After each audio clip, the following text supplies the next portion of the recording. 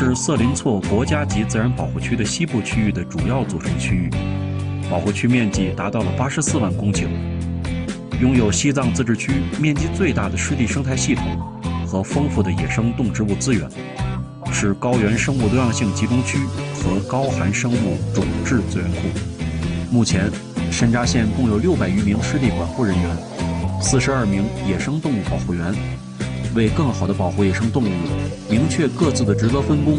并针对野生动物分布情况划定相应的巡护范围，制定巡护制度。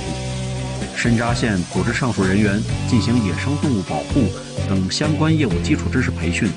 提高巡护业务水平，为各种在山楂县境内栖息的野生动物提供了较为安全的栖息环境。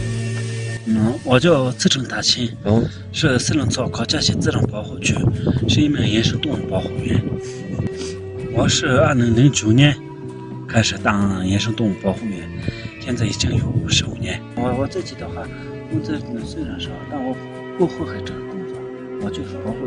生态的工作挺有意义的。反正是